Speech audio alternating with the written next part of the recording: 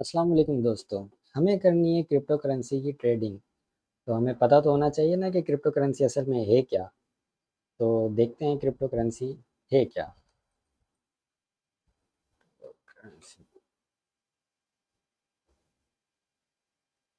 Cryptocurrency or crypto is a digital currency designed to work as a medium of exchange through a computer network that is not reliant on any central authority such as a government or bank to upload or maintain it।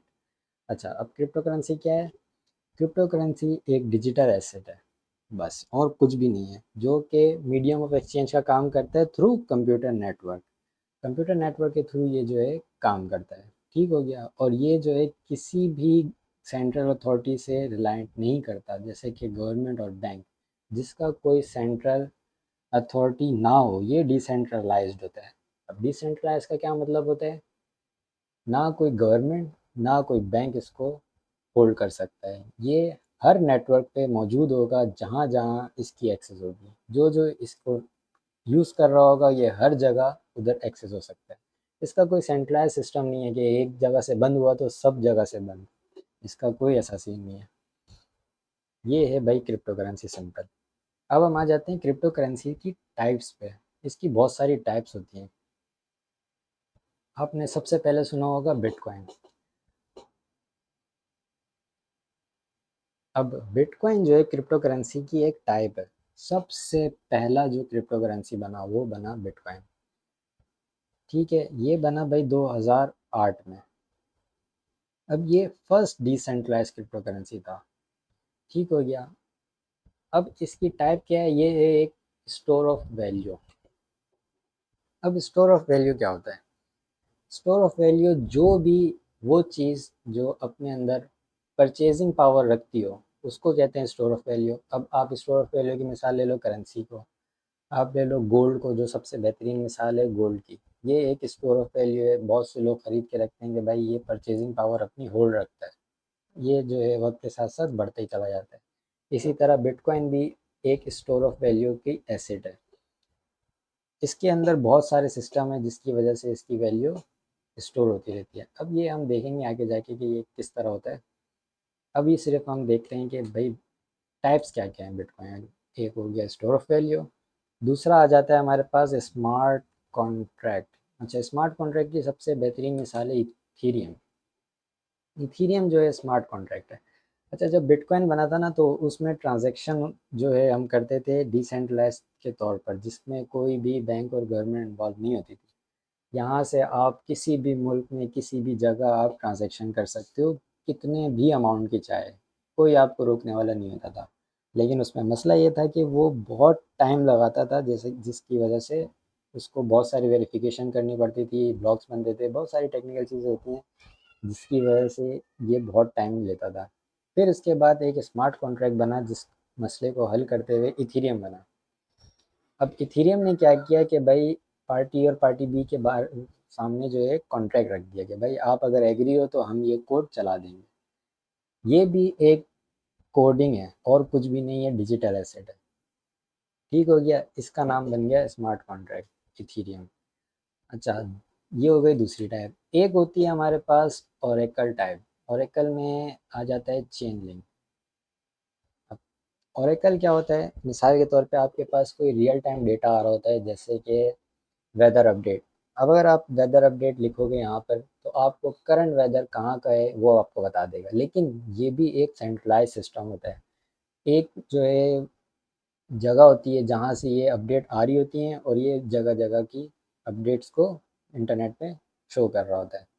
अगर इसी को हम blockchain में देखा जाए तो ये blockchain में ओरेकल का मतलब होता है ये बहुत सारी जगहों से, कोई एक सेंट्रलाइज सिस्टम नहीं, डिसेंट्रलाइज सिस्टम से ये करंट वैल्यू को उठाता है और एक जगह लाकर आपको शो करवा देता है कि भाई इस जगह से ये वैल्यू आ रही है। इसका कोई सेंट्रलाइज सिस्टम नहीं होता, ये भी एक डिसेंट्रलाइज सिस्टम है। जैसा कि आप यहाँ देख सकते हैं, Chainlink is a decentralise blockchain oracle network built on Ethereum. अच्छा, ये भी स्मार्ट कॉन्ट्रैक्ट में बना होता है। तो जो भी स्मार्ट कॉन्ट्रैक्ट में बनते हैं वो इथेरियम की ब्लॉकचेन पे बन रहे होते हैं। ये हम देखेंगे बाद में। अभी सिर्फ हम टाइप्स को समझ रहे होते हैं। ठीक है। अच्छा, ओरेकल के बाद हमारे पास आ जाता है पेमेंट क्रिप्टो। अब पेमेंट क्रिप्टो कौन कौन सी टाइप हो सकती है? पेमेंट क्रिप्टो देखा जाए हमें, पेमेंट क्रिप्टो में सबसे बेहतरीन मिसाल आ जाती है बिटकॉइन कैश की। अच्छा, बिटकॉइन कैश जो है क्रिप्टो करेंसी डिजिटल से, ये सारे डिजिटल एसेट्स हैं और विदाउट सेंट्रलाइज्ड बैंक और क्रेडिट कार्ड के चलते हैं।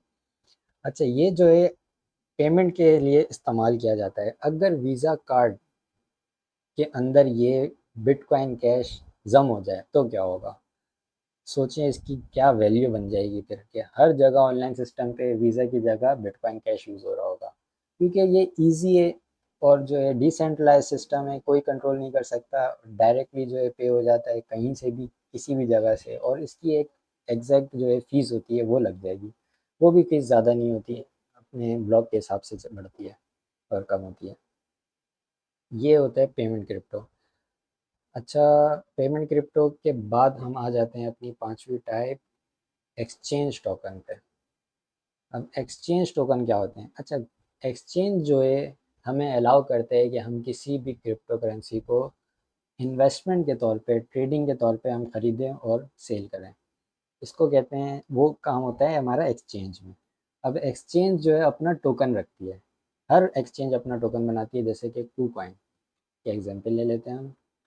अब KuCoin जो है अपना एक टोकन बनाती है, जिसकी वैल्यू फिर डॉलर में बढ़ती और कम होती रहती है हर एक्सचेंज पे। जिस एक्सचेंज पे जितनी जो है ट्रांजैक्शन होगी उसकी वैल्यू उतनी बढ़ती रहेगी।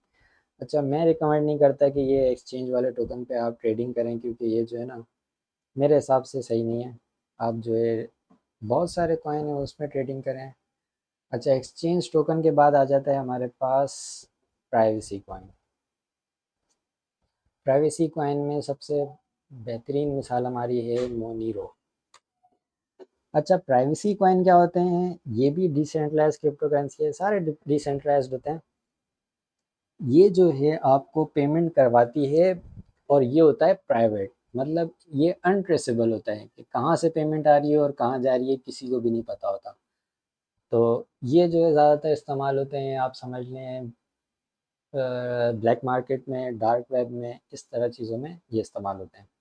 अच्छा, अब इसमें मैं बिल्कुल भी रिकमेंड नहीं करता कि आप अगर देखें कि कोई प्राइवेसी कॉइन है आप उसमें इन्वेस्टमेंट करें, क्योंकि ये प्राइवेसी कॉइन मेरे हिसाब से कोई वैल्यू नहीं रखते। क्योंकि गवर्नमेंट को अगर किसी चीज़ के बारे में पता ही नहीं है, वो चीज़ अनट्रेसेबल है, प्राइवेट है, तो मेरे हिसाब से गवर्नमेंट उसको ब्लॉक करने में बिल्कुल भी देर नहीं करेगी। बंद तो जाते हैं, मोनीरो चल रहा है, लेकिन तो इस तरह नहीं चलता है। इसमें आप इन्वेस्टमेंट ना करें तो सबसे बेहतर है। अच्छा, अब हमारा सातवां जो टाइप है वो आ जाता है हमारे पास, मीम कॉइन। मीम कॉइन के बहुत लोग फैन होते हैं, लेकिन मैं आपको मीम कॉइन के बारे में एक बहुत दिलचस्प बात बताता हूँ। मीम कॉइन असल में है क्या? देखिए, कोई भी कॉइन बनता है उसका एक मकसद होता है, जैसे मैंने आपको बताया बिटकॉइन बना, उसका एक मकसद था कि भाई कोई सेंट्रलाइज सिस्टम नहीं होगा, जो बंदा चाहे जहाँ से चाहे वो कर सकता है।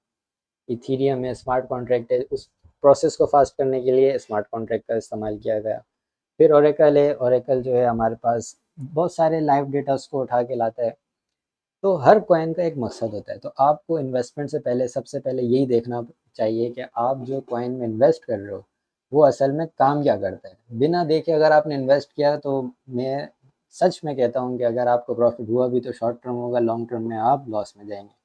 तो सबसे पहले तो आप ये देखा करें कि असल में ये कॉइन करता क्या है और इसकी वैल्यू कहाँ तक जा सकती है। तो कॉइन का जो है यूजेज जो है बहुत इंपॉर्टेंट है। बिना किसी यूजेज के जो है आपने अगर इन्वेस्ट किया तो फिर तो अल्लाह हाफिज़ है। तो मीम कॉइन जो है सिर्फ और सिर्फ फन के लिए बना गया है। बिल्कुल, मीम कॉइन कोई इन्वेस्टमेंट कॉइन नहीं है। इसमें मैं बिल्कुल भी रिकमेंड नहीं करूँगा कि आप इसमें इन्वेस्ट करें या ट्रेड करें मीम कॉइन को। मीम कॉइन जो है एकदम से छक्का भी लगा देता है, 100% 200%, 1000%, लेकिन ये जो है बहुत रिस्की कॉइन होते हैं। ये समझ लें एक तरह की गैम्बलिंग है, लग गया तो लग गया, वरना जो है सारे पैसे गए। तो इसमें जो है बिल्कुल भी इन्वेस्टमेंट नहीं करना, क्योंकि इसका कोई मकसद नहीं है, ये सिर्फ फन के लिए बनाया जाता है। अच्छा, मीम कॉइन में सबसे ज़्यादा चलता है डॉज कॉइन। अच्छा, डॉज कॉइन जो है मीम कॉइन तो है, लेकिन आप इसकी वैल्यू देखें ये बढ़ती भी है, लेकिन ये $1 तक नहीं जाएगा। ये बात आप मेरी याद रखें, चला भी गया तो बहुत मुश्किल है।